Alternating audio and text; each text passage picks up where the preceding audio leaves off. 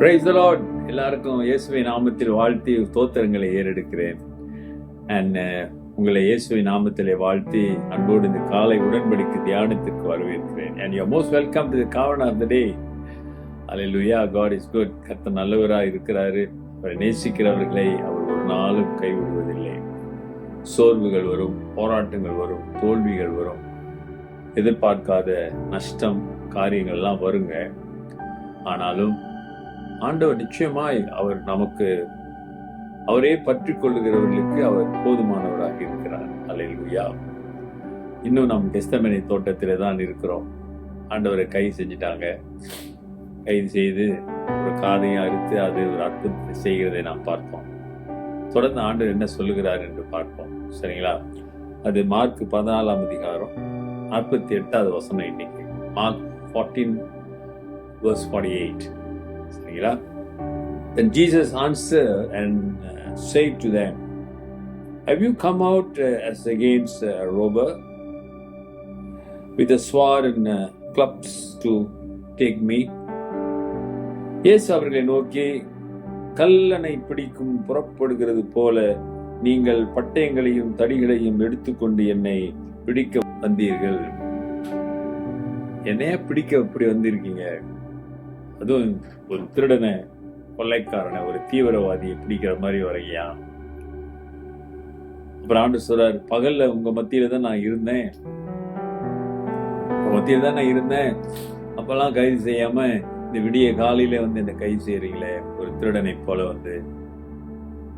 ஆண்டவர் தன்னை கைது செய்கிறதை குறித்தான ஒரு நியாயத்தை அவர் பேசுகிறார். பகலிலே உங்கள் மத்தியிலே இருந்தேன், அப்பொழுது என்னை கைது செய்யாமல் இந்த இரவிலே நீங்கள் கைது செய்கிறீர்கள் என்று சொன்னாலே தெரிகிறது நீ அநியாயமாய் செய்கிறீர்கள், செயல்படுகிறீர்கள் என்று. ஆமா தானுங்களே? வேற எங்கே தப்பித்து போகிறார் என்றால் ஏதோ சொல்லலாம். அவர் அங்கேதான் இருக்கிறார். ஜனங்கள் இருக்க மாட்டார்கள், கலவரம் வராது, எதிர்ப்புகள் வராது. ஆகவே இரவோடு இரவாய் இவரை பிடித்து விசாரித்து இவருடைய கதையை முடித்து விட வேண்டும் என்று அவர்கள் நினைத்தார்கள். ஆனால் ஆண்டவருடைய சித்தம் வேறு, ஆண்டவருடைய திட்டம் வேறு. God's plan and God's will was different. ஆண்டவருடைய திட்டம் இவர் சிலுவையிலே மனிதர்களுக்காக உயிரை கொடுக்க வேண்டும், பாவங்களுக்காக என்பது ஆண்டவருடைய சித்தமாக இருந்தது. The God's will was, Jesus must sacrifice on the cross for the human being sin, for their sins, to forgive their sins. That was God's will and plan. But at the same time, devil was planning to, nail him on the cross. சாத்தானும் திட்டங்களை போடுகிறான். இவர் எப்படியாவது சிலுவையிலே, அதாவது மரணத்திலே மோசமான மரணம். ஆகவே அந்த மோசமான மரணத்தை, கேவலமான அந்த மரணத்தை இயேசுவுக்கு கொடுக்கணும்னு சொல்லி அங்க இருக்கிறவர்கள் சதி திட்டம் செய்கிறார்கள்.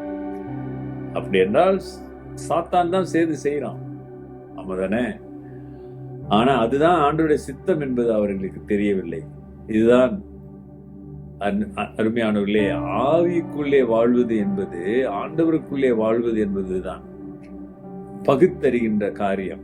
இது கர்த்தராலே ஏவப்படுகிற காரியம், இது சாத்தானால ஏவப்படுகிற காரியம், எது கர்த்தர் விரும்புகிற காரியம், எது சாத்தான் விரும்புகிற காரியம். சாத்தான் தெரியாமலேயே ஆண்டவருடைய விருப்பத்தை நிறைவேற்றுகிறான். அல்லேலூயா.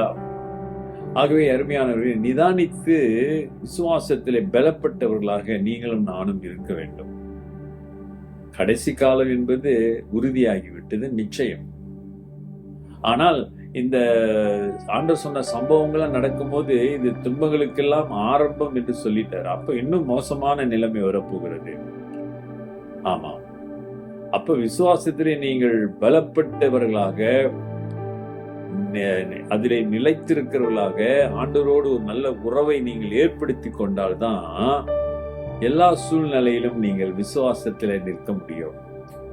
Unless until your brother and sister you have a strong relationship with Christ, then only, dear brothers and sisters, you can stand whatever difficulties and problems, the situations comes to your life, எப்படியாப்பட்ட சூழல் வாழ்க்கையில வந்தாலும் நீ கிறிஸ்துவுக்காக நிற்க முடியும்.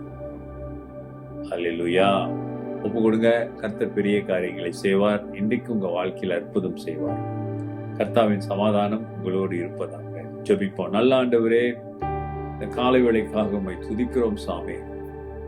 உமக்கு நன்றி செலுத்துகிறோம். சாத்தான் பிசாசு உம்முடைய சித்தத்தை அறியாமலே உன்னுடைய சித்தத்தை செய்கிறான் என்று நாங்கள் பார்த்தோம். ஆண்டவரே, இன்றைக்கு உலகம் எதிர்த்து காரியங்கள் செய்கிறது, ஆனால் அது உன்னை மகிமைப்படுத்துகிறது என்பதை நாங்கள் அறிகிறோம் சுவாமி. எல்லா துதிக்கான மகிமை உண்டாகட்டும். இன்றைக்கும் உன்னுடைய சமூகத்திலே வந்து உன்னை ஒப்பு கொடுக்கிற பிள்ளைகள் மீது அப்பா உடைய வல்லமை கடந்து செல்லட்டும். அவங்க வாழ்க்கையில ஒரு அற்புதம் செய்யுங்க. இன்றைக்கு ஒரு விசேஷ தொடுதலை அவர்கள் காண உதவி செய்யுங்க. இந்த நேரத்திலே நான் விசேஷமாக சுகவீனமா இருக்கிறவங்க, பலகீனமா இருக்கிறவங்க, ஆண்டவரை நோக்கி கண்ணீரோடு பார்க்கிறவர்கள் மீது உடைய வல்லமை கடந்து செல்லட்டும். இயேசுவின் நாமத்தில் ஒரு அற்புதம் நடப்பதாக. ஆமா ஆண்டவரே, அற்புதம் செய்யுங்க. இயேசுவின் நாமத்தில் பிதாவே, ஆமென்.